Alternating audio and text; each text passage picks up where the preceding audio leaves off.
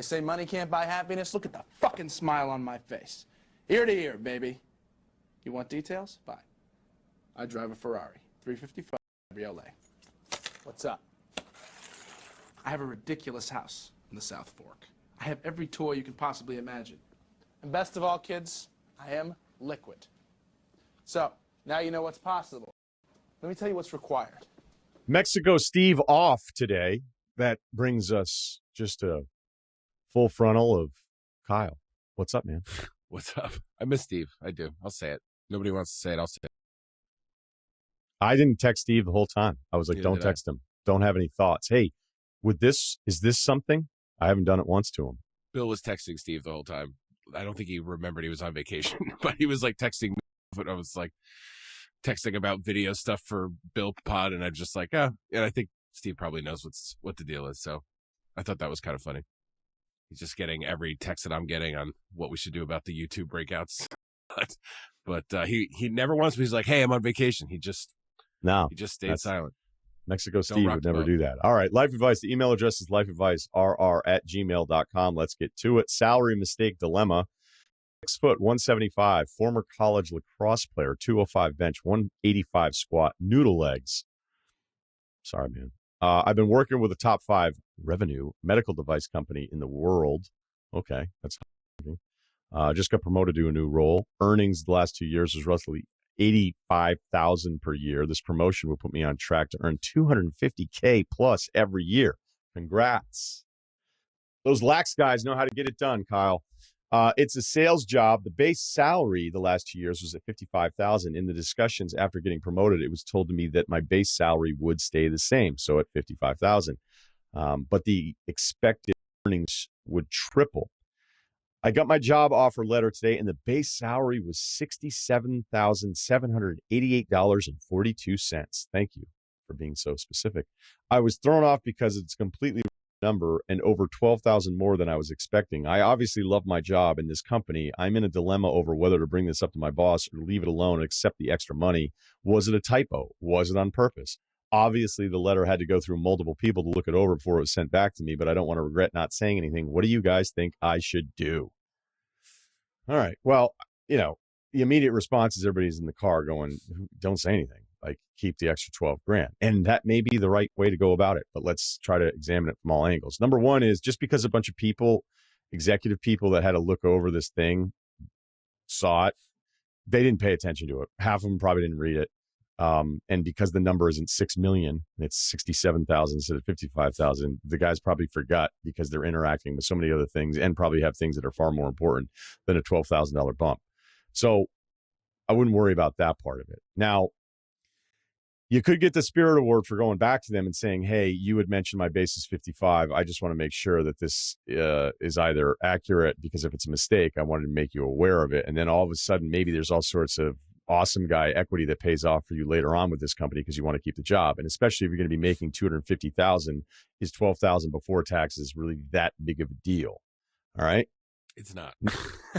It isn't. So now there's different pay stuff that can happen where you're like, hey, you should tell the company. Like, that's the right thing to do. You're going to be sweating it out. And if 6 months from now, somebody's like, I can't believe this happened, and you never said anything and you knew, then you can look much worse. But that's not really what this dollar amount is. Like, you're out pretty quickly if you ever got called on it, which I doubt you would be like, hey, what happened? How come you never said anything? And you were like, oh, I thought maybe the base thing was off or whatever. Like, you could just play dumb on that and you would probably win. So it really kind of comes down, like, I don't think this is the moral dilemma that it would be in other examples of this, where it's such a significant difference. It's like, hey, eventually somebody's going to figure that one out, like shaving pennies in office space. Like, that's not going to work. Somebody's going to find out. And if you hated the job, then you'd be like, whatever, find out when you find out, but I'll keep cashing them checks, which I think is what a lot of people would do here. So I'm not telling you to tell them. I'm telling you that if you're on the fence about it and it's your own inner battle, giving up $12K pre-tax, knowing you're actually going to be making $250 grand a year, might be your answer, even though I'm sure most people listening to this are like, no, that's, even if it was a mistake or wasn't a mistake, it's not that big of enough thing to even cause any kind of red flag. And you're probably going to pocket that extra 12 grand a year. every year and no one will ever notice. But I don't know that the pie chart of salary flow here, it doesn't seem to be enough of a difference for you to be like 6 months or a year from now, or if they told you immediately, like, thank you for telling us we made that mistake, we never would have changed it, that you feel like you cost yourself all this money that you would have got if you never said anything. Kyle? I don't understand how we keep arriving to this place in different sort of versions of it. It's like, oh, my landlord's not charging me enough rent. Oh, I'm getting paid too much money at work. Like, this isn't, you didn't find 12 grand on a fucking envelope outside the bank and like somebody's missing that. Like, this is a company that's making profits that could probably be paying everybody more, you know, if that was their prerogative. You got one of the lucky ones. Like, maybe they were just like, actually, we've changed the pay scale for this level of the company, and it's actually this now. You know what? Maybe. Like, why would you be like, oh, I think you may have been too nice to me. Here, can you take this money back? I think it should be easy to zoom out and be like, okay, this isn't like, nobody's like searching for this money. Nobody's hurting because I have this extra money. They just gave me money, and all I can ever do is get the money that they decide I deserve. That's it. I mean, yeah, you're a salesman, so I guess you could do great in that respect. But that's just, if you're an employee in general, like, unless you're breaking down walls at this company, like, you're pretty much going to be capped on whatever they think you should be able to do, besides the whole sales goal thing. So I don't understand how when we are in this situation, people are still like, yeah, but should I let people know and make a meeting about this? Like, definitely not. And I wonder if it's like a sale. I don't know what kind of sales rooms are with medical device companies, but I don't know if they're like, the fuck's wrong with this guy? He's giving money back. It's not the kind of killer we need here. I'm just kind of joking when I say that, but I don't know. Just a thought. I would not. I think it's easy to decipher right from wrong in this situation, and I think there's nothing wrong about being like, oh, I guess they decided to give me just a tiny bit more money pre-tax. That's good. So you'd keep it? I keep it. This wasn't like a massive error. There wasn't an extra digit. You know, like, it's not like we didn't go from 6 figures to 7 figures by accident, you know? Yeah. I mean, I could see, I'm not even saying you're wrong, and I'm not even saying I disagree with you. I can just understand a guy being like, hey, it's not really even significantly that much money. Do I actually make more back by being that guy that goes to them? You know, is there a payoff for me down the road or whatever? But then when you start looking at corporate, maybe. For this amount of money, if you were the bookkeeper, maybe. But I think your train of thought is probably the more likely one, in that you just start digging in, and I already can see what you're doing, like going corporate America, and you're like, oh, they put me up in a shitty hotel that one time I had to do the road show, and then, you know, there was this other time this happened, and then Chris, I heard, is making this, and it's like you're it's not even that much gymnastics to justify the extra 12 grand, but like, I think most people would start doing that. And that's why I always feel like, again, corporations are a little bit different, but like, I've had friends that have small businesses, and some guys, it feels like I want to pay everybody as little as I possibly can, because this is about profit and this is my business and I'm the one that put the money in all of this thing. And I'm thinking specifically of friends that have owned bars, where there's other guys that have owned bars where I'm like, how much do you pay your manager? And it's like, I pay him this much. I'm like, man, that's a lot. And he's like, yep, I do. And you know why? Because that way I know he's not as likely to steal from me. Because when you're running a bar, specifically when it used to be way more of a cash business than it is now, with everybody just using credit cards all the time, it was something where you're like, I have all of these people who are going to find a reason to resent me, even if I've been fair to them, because fair will be the floor. Fair, like, you will create a rational version of events in your head where you feel like you're justified to start dipping into things a little bit more. And that's why I always thought the smarter guys were the ones, like, I'd rather pay my manager and my top people more than what the comps would be as insurance against them then getting to a point of frustration, justification of stealing from me. But that's not really, this is more of a corporate thing. And I think the corporate thing, there'd be even less sympathy from the employee, which, again, I'm not telling you you're wrong. All right, another one here. Christmas gift time. 2864 200 golf F45 guy. Oh, wow. He's doing it all. NBA comp is Dragon Bender. The Dragon. People had hopes for him. What goes on an F45? Can you just tell me? I've passed them before, and is it just like a lot of row machines in there, and you're doing a lot of like jumping up and down? I don't know. It seems like a lot of stuff is going on in there. I don't know. I don't know if it's like the hit classes or what. It seems to be fast paced. A lot of movement. That's what I've noticed. Yeah. We'll try to keep this brief, as I can't imagine I'm the only one in this dilemma. Going to my girlfriend's family Christmas for the first time, having trouble deciding where I cut off getting gifts for people. That's a tough one. In years past, we bought gifts for her brother, mother, father, divorced. But given this year, I'll be seeing the grandparents, cousins, step-parents too. Do I decide to get them something as well? I've also bought her brother, 24, gifts the last 2 years, but haven't seen anything back. Admittedly, not all that surprising, given I doubt I would at his age either. I don't know. You're 28, though. It's not like you're. Yeah. Right. This guy sounds like a real giver. So let's just start there. Credit to you on understanding, the spirit of it all. Make enough money where I'm not super pressed, but also not quite rolling in it. Any advice greatly appreciated. So yeah, we're looking at some numbers here. All right. So we got the brother, the mother, the father, divorced. I don't know if that means he should get less of a gift. I don't know. Grandparents, there's 2 more. We're at 5. Step parents, let's say it's 2 more, 7. And then we got cousins. That could be an unlimited number. I mean, we could be looking at 10 individual gifts if this guy decides to be, Captain Christmas over here. So, Kyle, what would you do? I've decided to throw the siblings off the wagon this year. The last couple years, nothing in return. I told you in the rankings, I'll never be 1. I probably shot up to 2. In responsibleness, I probably also shot up to 2. You could make an argument that I'm maybe 3. But when it comes to this, I was like, I'm sure I should get at least 1 gift back. Nothing. Not a single gift. I've got 3 siblings. Nothing. Not 1. One of them's, No in gifts. college, I think you expect. But, the other ones, they come in and it's just nothing. Even my sister, the very tippy top of the kids' food chain, who's never going to lose her spot, nothing. Didn't even think about it. I think, and you got her something where she unwrapped a present from you. Oh, hey, this is from Kyle. Ooh, that's exciting. Somebody gets a camera out, and then didn't know we were doing gifts this year. Almost like a little Barb. Like I was like, oh, she said that. Yeah. As she opened your present. Yeah, I think after she opened it. Yes, but so I was just like, we're not doing this. We're not doing this. I got credit cards. I'm not fucking around. We're parents. We got the grandparents, and that's it. That's it. I was like, if you want to get something for your sister, that's cool. I've been burned by my brothers and sisters for the last 3 years since I decided it was like, time to start getting gifts. You're an adult now.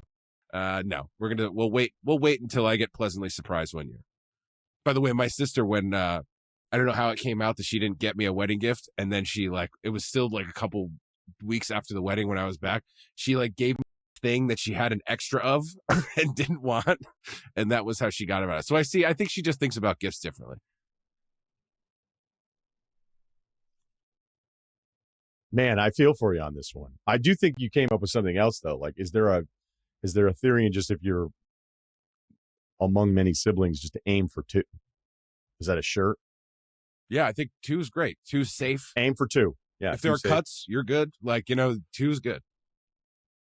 Yeah. As he was playing out the scenario, I kind of was thinking, well, is there any way to do kind of like, hey, I got you a steakhouse gift card to this place and it's, you guys can all go. Well, with the step parents and the divorced dad and the cousins in different ages and different locations, that's not all that realistic. If he's that into gifts, though, that's a cop out for a real gift giver. If he's that into gifts and he's just thinking about, maybe not doing 10, that's kind of a cop out. 10's too many. 10's for a girlfriend. Yeah. At 28. Yeah. 10's too many. I mean, unless you want to go super thoughtful, but if you start buying young dudes candles, they're like, cool. Puzzle, puzzle. Can't wait to lose this. I mean, that's where the DVD player always used to come in handy. You're like, I got this for the family, and you can come over and watch The Matrix. There's all these extra things you can see on it. They're like, dude, you don't own Matrix on DVD? How do you even fucking go outside? How do you operate? So yeah, I was kind of thinking if they were collectively close enough, you could just go hey, let's pick out the nice steakhouse in town.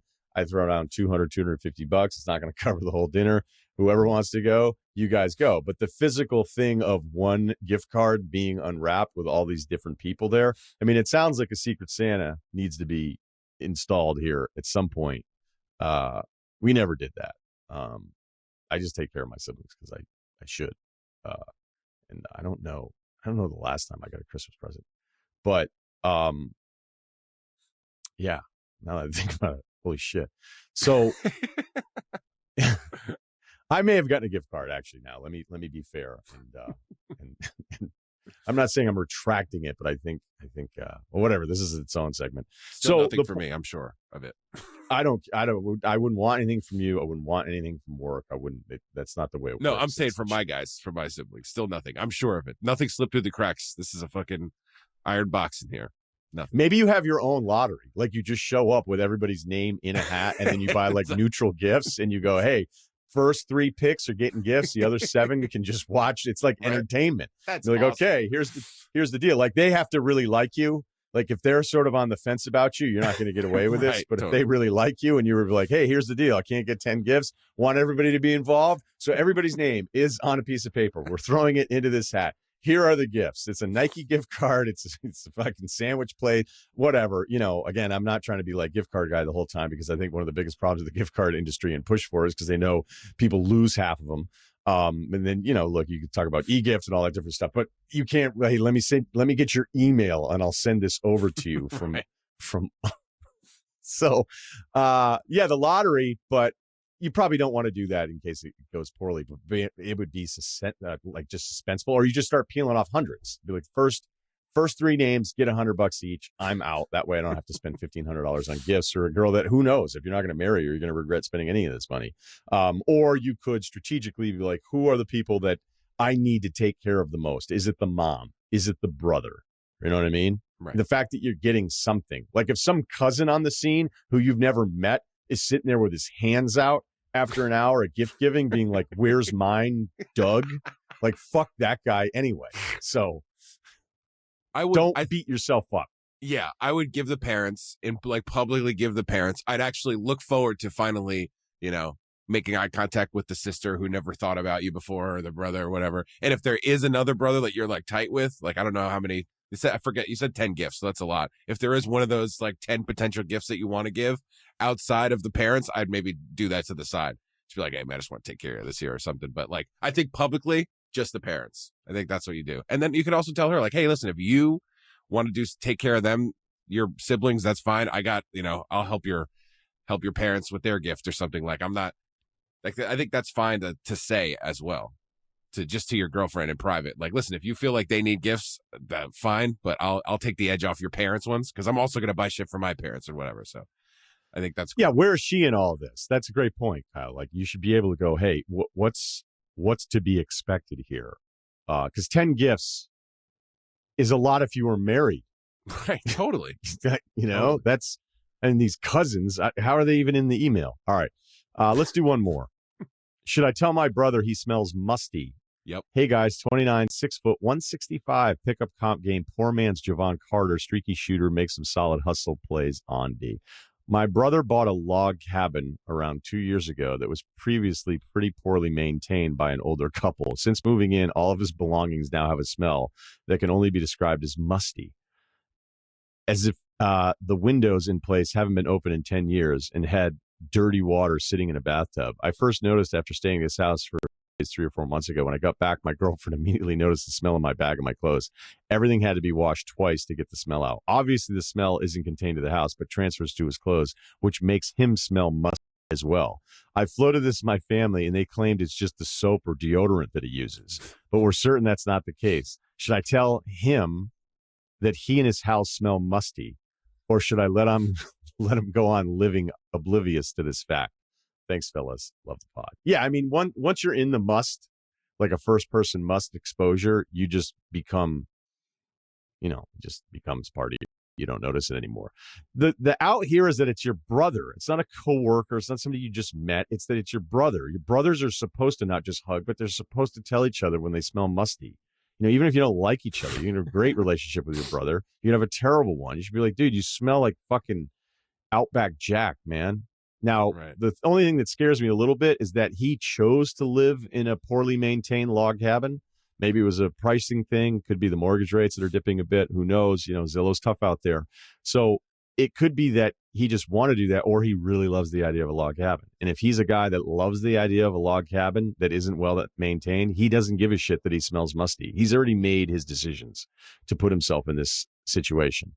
So I would, without question, no reservation at all, be like, hey, bro, You smell bad, and it's your house. I stayed there. It smells bad. So if you want to continue smelling bad, smell bad. But I'm going to be the guy that's telling you. All right. This is a little different than the bad breath coworker thing because there's some delicate nature to that conversation. Yeah. This doesn't have to be delicate. And that's what having a brother is there for. Like, what the fuck are you doing? And if he tells you, I don't smell it, it doesn't bother me. It's like, all right, you musty motherfucker. You just, you continue to be musty the rest of your life. When you, I don't know if he's married or not, but if he starts telling you the dating hasn't been great all that lately, you just smell your shirt and look at him. Yeah. I think the only thing that could make this better is if it was like your best friend. So you and your circle could joke about it forever. That's the only, but like, this is number 2. And like we said, you want to be number 2. This is the number 2 of situations. I think exactly what I would do. I'd have him get in my car or something. I'd be like, God damn it. You still haven't fixed that? You stink, bro. I thought that was just because you moved into the cabin. You didn't do anything about that. And I wouldn't be angry about it. I'd be surprised. And then hopefully that would get him. It's just me and him in the car. And I'm just like, I'd put the windows down and I'd just be like, man, you got to do something about that. I thought you fixed it. Do you need something? I think that's it. That's what I would do. Like, do you need tips? That's probably what I would do. Because then you're like, it is weird though when people's houses smell and then you smell because of the house. I mean, like we all know that kid. Child of divorce. Right? Yeah. Well, my buddy's house always smelled like syrup, which was just fucking. It made me like my stomach curl a little bit. Like your house smelled like syrup. My buddy's house. No, my buddy's house. I would go to. I would go to my dad for my mom's. My mom would smoke inside. Told you I used to pee in the cigarettes in the toilet and all that stuff. So I'd get there and he would just be like, "Go change now." Mm-hmm. And that's, I felt a little bad about it, but it wasn't really in my control. This guy's totally in control and he's an adult. So I think this is perfect. You couldn't tell your syrup buddy that he smelled like syrup. No, I was like 12. What do you know at 12?